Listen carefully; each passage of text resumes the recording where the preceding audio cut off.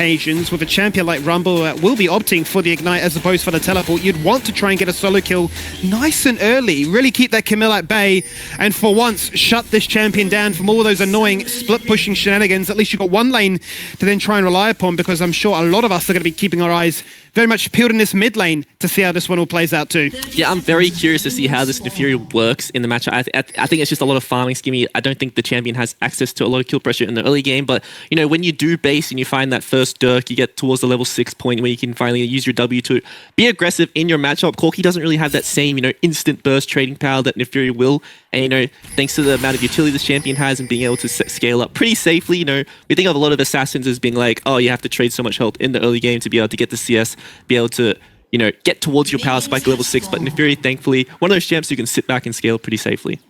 No doubt. I'm sure Corki can also fit into that same category as well, right? Playing on 14-12, where the Phosphorus Bomb got the buff and the Gatling Gun did get nerfed. Obviously, we saw the lethality Gatling Gun, you know, avenue for a little bit of time, but certainly has gone full circle and back to what it almost looked like pre-rework. So we'll get to see how that Farm Fest takes place. As for the rest of Kanga, this is the second variation, right, of that Lucian pairing. Usually it was with the Nami, but I think more and more we're seeing it now get paired with Emilio, just really valuing that AoE cleanse. Yeah, so I was actually curious to see that Fino wanted to play the Leona into the Melio, because I think they're giving, you know, value to the Melio ult, and I feel like, you know, playing the Hook champion would have been much better. They'd have access to the Blitzcrank and the Pike, which probably would have been a much better pick when you look at Kanga's comp and how none of these champions really want to be on the receiving end of a Blitzcrank hook in the, you know, mid-game. So, you know, curious that he did go towards the Leona, and if it's going to be something he wants to, you know, snowball from in the early game. Let's see if they can find those avenues to get excited and get aggressive. Otherwise, the Enchanter certainly can be that major thorn in their backside, be an absolute bully. As for the jungle, you'd imagine that the Zyra is going to be an absolute machine, just steam clearing all the way through from bottom to top. As for the Java, and obviously a lot more tools up your sleeve as to, do I want to try and match that, or do I want to try and get active onto the map nice and early? In terms of CC, I think that's one of the growing points that you raised earlier on, right? Is it's not the easiest avenue in. If you do miss that flag and drag, you can be a little bit exposed here. Yeah, and I think we should pay attention to the map right now, skimming, as we can see like the clear speed, like the differences between the junglers right now. Nox is going to be finished his full clear before, you know, Refuri's even onto his 4th camp. So if Woodon isn't careful, he could potentially go down to a gank here if Refuri doesn't, you know, decide to skip a camp and also match the pressure coming out top lane right now. It certainly is a lot of pressure, but it is to be expected right off that Rumble. In goes Chirp, getting aggressive nicely. He summons the dogs, the hounds are active. And just like that, the trade works out to be an even one in the end.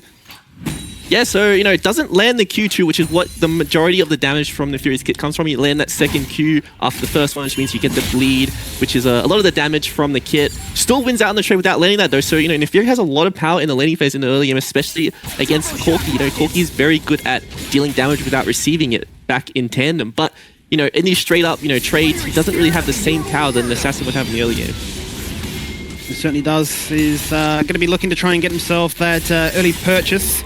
And make sure that he can control this lane and not really allow the easiest of transitions for the Corki to hit those 2-3 items and just become an absolute powerhouse by that point. Here is the Jarvan though, and that presence alone is enough to force prey at a lane to be denied the XP as well as that gold, and Woodon is already looking to try and proxy this wave. 28 CS to 9.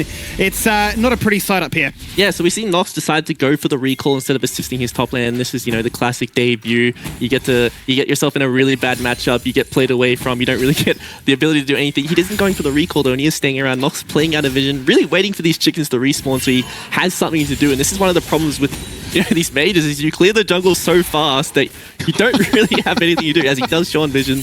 So Kanga does know he's around mid, and if they do decide to, you know, play aggressive onto Nox, he has Fine on his back pocket. Yeah, just stepped up a little bit too much there, trying to get a bit angsty about maybe there is a potential gank to take place. Not to be though. And will be eventually pushed back into his side of the jungle. Finder there, obviously, to help and escort him out, get a little bit of vision for themselves, clear control within the process, and always keep their eyes on the prize, which is where is this Jarvan? Because wherever he could be, we could be in a bit of trouble, which is certainly the case here for Chirp, who's just getting absolutely blasted from afar by this Corki. Yeah, we see Sovereign's already teleported back to lane, so he's going to win the trade very hard because he has the item advantage. Chirp's still going to, you know, find his reset now, be completely fine when he teleports back to lane, hopefully picks up the Dirk now. And I think we're going to finally start to see the aggression you can really get in the early game, you know, paired up with the amount of priority that Nox has in the jungle right now. Strongest would be the fact that they can link up both Nox and Findo. That amount of CC is going to be very, very difficult to try and put on down. Certainly not enough to be answered by that of a Jarvan and Emilio. And no doubt the fact that if level 6 comes around as well, Hooper can no doubt be looking for those cross-map arrows. A cheeky ash shot, get an assist in the process of farming up all that gold as well. Going to be very happy days. As you can see, Nox has made his way all up to top. And is saying, well, how much time do I need to put towards this Camille? Still is lagging very much behind, but is my time best spent elsewhere? Yeah, we aren't really seeing that lead coming out of the Zyra in the early game with a lot of the camps are being traded right now. Nox is using a lot of his tempo to just recall and get back on the map first, but ReFury he's keeping up in CS, being around the places where he needs to be, always making sure that his lanes are covered, hovering mid so Sovereign can play aggressive, playing around top to make sure that Woodon pushes him off this wave. He does decide to, Prey wants to stay around and catch the CS. I think, ReFury is having much more of an impact in early game. He's doing what he needs to do. Even though he isn't finding these kills, he is still, doing his job as a jungler right now. Certainly is. Not very often you see a Jarvan keep up with that of a full clearing jungler, but either way, going to be happy days for either side, I'm sure, because the grubs will go the side of KNG. As for the Drake, going to be picked up here nice and early by Fury to work towards that soul point. This time, poking the head in. Level 6 is there for Woodon. ReFury still needs another camp before he can find that Liberty. But would they try and force out a dive, or at least burn a summoner here? Out goes the Flag and Drake. The flash held for the meantime. Hextech ultimatum, locks in place Woodon right underneath that turret. At the very last second, he flashes away, drops the turret aggro. ReFury does the same, and first blood goes the way of KNG. Yeah, that's to show how easy that dive is. We saw Woodon completely with the dive by blowing his overheat early, so he didn't have as much damage as he really wanted going into that dive. But they still got that dive off pretty comfortably. Both of them survived, have to blow both flashes, but in the end, they got the outcome they wanted, and that's just a really good job by ReFury. He's on the right side of the map. We get to see, the strength of Zyra as you get to do these camps over the wall. It's not really bad, honestly. It shouldn't really exist, but something that's really nice is you can just steal away these camps while not even putting yourself in danger. Yeah, and it's only going to get easier and easier and easier, right? Once that itemization comes online at this stage, has rushed towards those tier 2 boots, wants to be as mobile as possible whilst also packing that absolute punch of all that magic pen. So they say it's our time to try and answer back. The Valkyrie already being burnt, the flash is there too, and for just good measure, Findo says, how about an exhaust? Surrounded by 3, there was nowhere to run. Yeah, and this is kind of payback for diving top. We get to see ReFury forced out of his own jungle, lost both his camps on the bot side. Gank comes in mid because they have priority from bot side thanks to Nox hovering. And, we finally get to see the strength of the Zyra, so, he's going to go back to his jungle, full clear, get an even bigger camp lead. And I think it's, finally time for these champs to come online and be able to take over this early game. Now it starts to feel as if, what you'd expect from this matchup is actually taking place. Yes, you can get those grubs. Yes, you can go for the first blood. But all that free information has just given Nox the insight to say, yeah, I can walk into this jungle and take absolutely everything, and you really can't punish me. You saw Gavin actually poke his head into their side of the jungle and go like, I'm literally just watching these die, and I have no response to it. Yeah, and I think this is something that Ground Zero do really well. When we see Shern go for these ganks, he's always, communicating to his teams like, guys, he's going to be here. Can we defend my camps? We make sure, I don't fall behind because of this. We see ReFury show on the side of the map, and unfortunately, he loses so much because of it. He gets his lane ahead, but he costs himself, a very big lead that he was able to get in the early game. So Nox is going to base and just constantly be able to cycle these camps, get even stronger. And I think that as we get into the mid game, this champ is going to function so well. It's going to be an absolute menace, that is for sure right now, because you can see both him as well as Chirp starting to pull ahead with a bit of a lead. Nothing really to cry home about at this stage, but certainly enough to warrant that they're going to keep the gold leads in touching distance. Still KNG lead by 600 gold at this 9-minute mark. But it's by no means out of the water just yet. And still some very volatile lanes, right? The flash is being burnt. Now another one being burnt in his bot, and his Milio's in trouble. Vendrick going to go aggressive here. Prey upon the fact that Hooper has no mana. The cleanse is actually going to get burnt as well.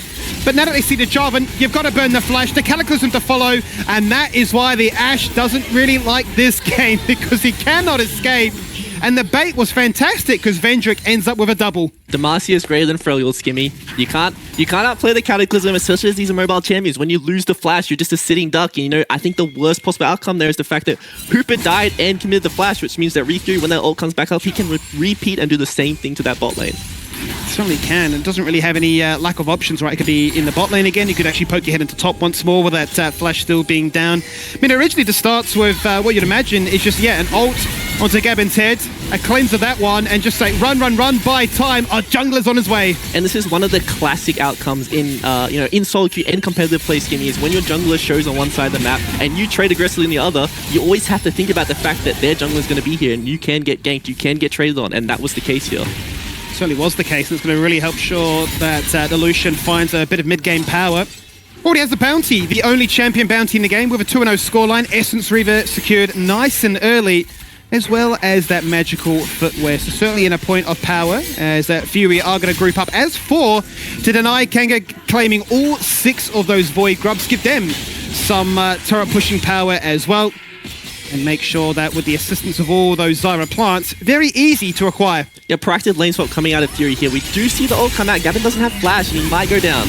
Yeah, double ult onto the support when this time Emilio is not long for the world. There goes the Triangle Fawn, locks in place and takes down Fury. So a perfect engage there as they all collapse onto mid. Yeah, as easy as that. You know, they really abuse the summoners. We were talking about how KNG has the ability to abuse the summoners, but there's also Fury also has the ability to do that as well, you know, throwing out the solar flare, really abusing the fact that Gavin doesn't have access to his ulti or to his flash yet. We might see the same thing happening to Sovereign right now when he does not have the flash.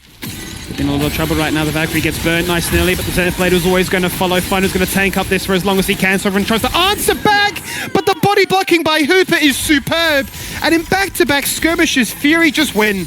Yeah, and you know, we see Fury constantly winning these skirmishes across the map, constantly finding leads, but, you know, when we take stock of the gold right now, it's still in KNG's pocket, and I think that's thanks to Wooden right now doing so good in his 1v1, and we just talk about how KNG is, they live or die by Wudon and how well he does in his individual 1v1, and he found a really good matchup this time. You know, in weeks past, he was playing losing matchups and being the one to fall down to these solo kills, so it's nice to see for the KNG side that Wudon is doing so good in his individual lane and can be that X factor that his team needs.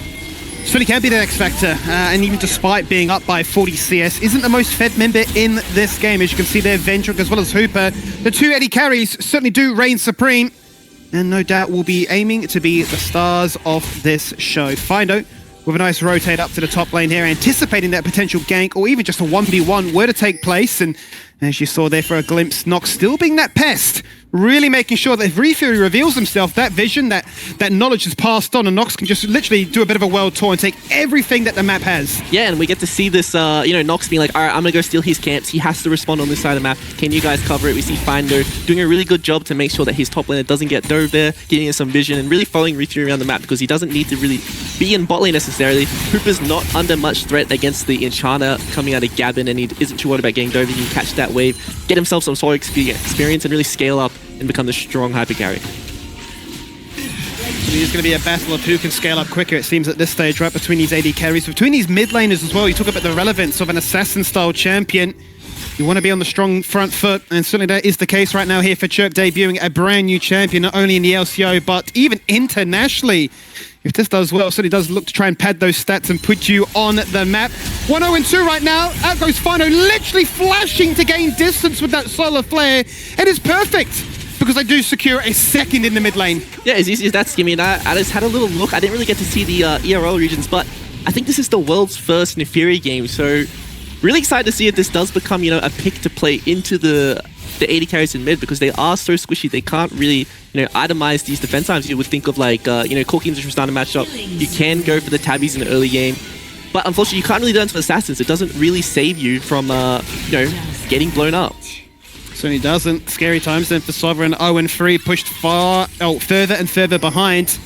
He's very much going to be looking towards his AD carry then, who has the inverse of that scoreline and saying, what can you do to try and turn the tides of this battle? Speak of it, fantastic flash, GCD perfect.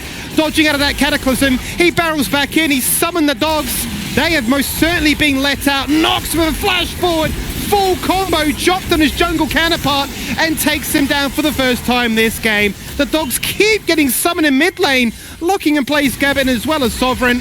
He's just returned back to lane, but he's already down to 50 again. Yeah, and we get to see the, you know, the strength of the, you know, the defensive items we get out of the Neferi in the early game, and the ability to, you know, navigate this, the Jarvan combos and just do so well to survive that gank, buy time for his team to show up, and it was such an easy cleanup for his team there. And I think that, Neferi is this champion who's, you think of Assassins, you're like, okay, they're really good in the early game, they're really good in the mid game, but they suck late game. But I think, Neferi, one of her strengths is, when you get to that level 16, you get to have all these dogs out on the map, and the strength you have when you pop that ulti, it's kind of like a mini Kassadin, so the clock is ticking.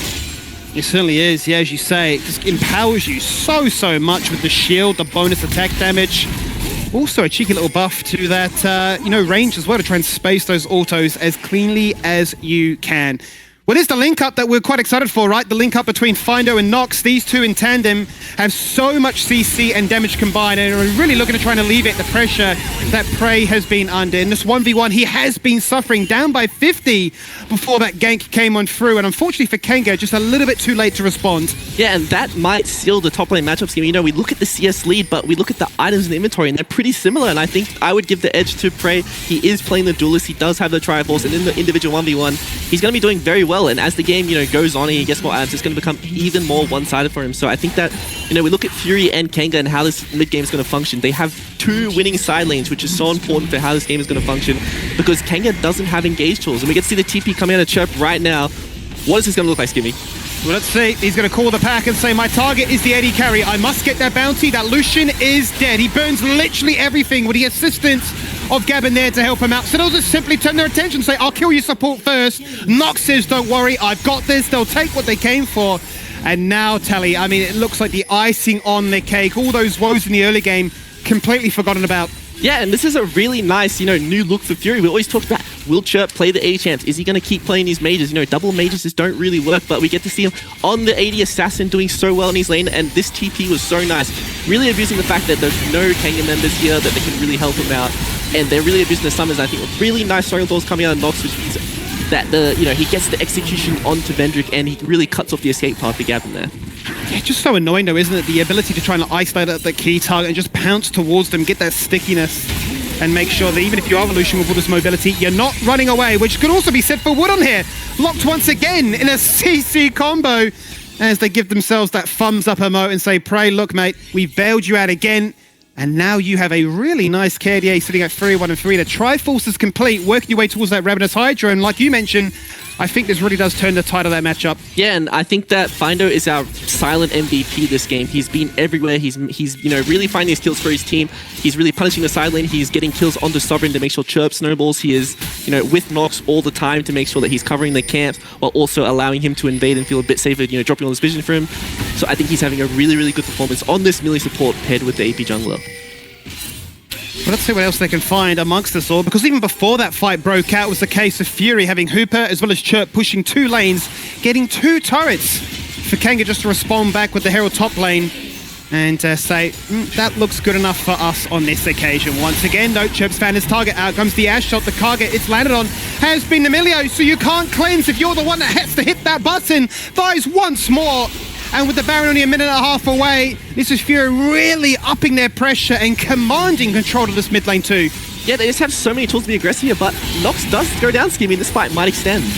Yeah, they're just taking a really greedy recall there, and this could actually really work in favor of Kenga to try and answer back the 5-13 deficit. They'll find two, which is huge, given that it's both been Nox and Findo leading this assault. Yeah, and Vendrick is the saving grace for Kenga right now. He is so fed on this Lucian. Really nice to see that he doesn't, fall for the booby trap of going for that rapid fire cannon second. He's going for that the damage option because he recognizes these champs will be diving onto him. He doesn't need the extra range to do damage. He just needs the raw damage output to carry these team fights. Yeah, he welcomes the pressure right to his face and says, look, I've got the damage now with that shred. Maybe, just maybe, with these supportive tools to try and back me, that is enough to get a team fight win. Currently behind by 3,000 gold, but after that skirmish win, that retaliation more so than anything, they're going to turn it around and look to deny Fury of that perfect 4-dragon stack. And does add another 5 minutes, crucially onto the timer. And I think that's probably most important for the likes of Sovereign and Woodon to try and get themselves back into a fighting position. Prey, so disrespectful in that deep TP into the jungle. He just simply walks out. Yeah, a bit far ahead of his team, but thanks to the hookshot, is able to get out of there. But I'm pleasantly surprised with his debut, Skimmy. I think that he did a really good job in the, playing the weak side in a terrible matchup to be able to, not fall down an insane amount, to, stay relevant and to be there for those, major team fights, using the TP well. And you know, even on the dive, he did blow 2 flashes. He had his TP to get back and didn't really miss any experience. So even though he is down CS, he is staying up in levels, and that's the main thing when it comes to Camille, is being strong on these side lanes. And we get to see the level lead coming out of him right now.